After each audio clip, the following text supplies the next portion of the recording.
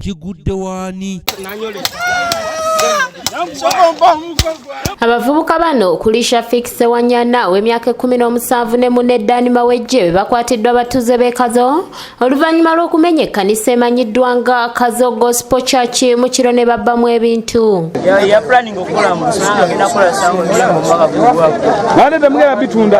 Atwede lugenda bitunda. Mwatete mugenda kukola sound. Kati gwofuniramu watali ku sound.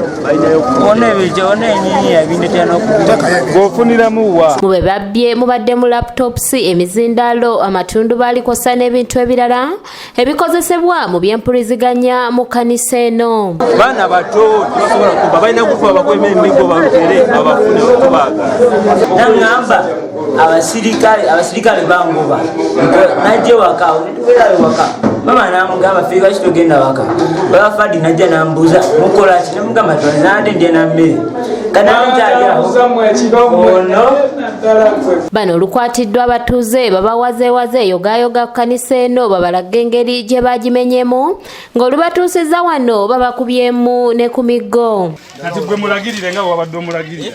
Olaba nangamba teekawo wano. Wakoze oti akola nga wakoze amasewo masewo. Neteekawo wano then nensimbi kidda. Awo na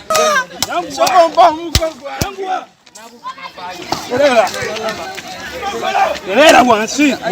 Mubanani. Kaima amazima ogenda kwogera ddi. Bano olumaze babakunguza ekyalo kyonna era nga basibidde ku LC y'ekitundu kino ng'obwedda buli omu alumiriza munne okumuwa amagezi agabba ekkanisa eno. Jakamataala nayingira bulungi munda nayingira bulungi munda esimbera bena nabikola netufuluma bulungi tuma netuyingira ona enyinyi asoose n'okuyingira munda. awo nawadde ndeseeyo ki screwdriver kati awo nangamba yangambye busibanga genda osokolaga ettaala eririko waweriri kati awo namaze olijjako nangamba weerito. Okusinziira ku batuuze okuva abaana bano we baawummula okuva ku masomero bakola kimu kyakwenjeera ku kyalo nga n'abazadde baabwe bafuuka bannatagambwako. Era wansi.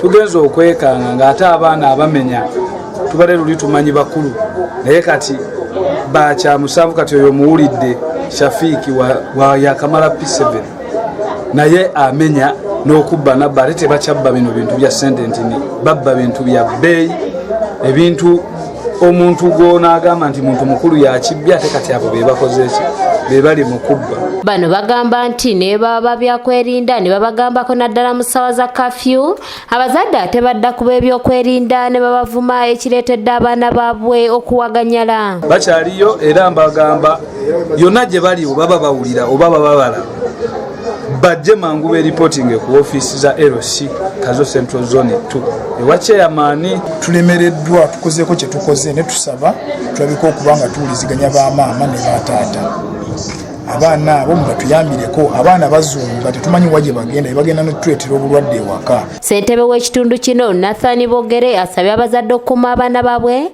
naddala mu kiseera kino okusobola okwewala embeera ng'eno. Bagamba waliyo omusezi ennaku zo kye batugamba waliyo omusezi abatawaanya naye nga tumaze kizuula waliyo ababbi abaagala okubba abantu. Twafunye information za ssaawa nga 6 kitundu nga waliwo ababbi abalumbye akatundu k'oku lusozi etugezaako okukola netiwaaka etukubira abasirikale baffe etwabakubidde ne bakola omulimu. Ssentebe ategeeza nga bagenda okukwatagana ne poliisi okufuuza abatuuze abatayayiza ku byalo nga tebalina biwandiiko biboogerako. Nekyamukisa mubi tugenza okutunuulira ababbi nga baana bakukyalo baana bato myaka 14 ng'ate bulijjo twogera abantu tubagamba nga abaana babeera ku lusozi eno babba abantu naye nga bazadde baabwe tebawuliriza. Abavubuka bano batwaliddwa ku poliisi e Kawempe nga n'okunoonyereza bwe kugenda mu maaso. Ono nangamba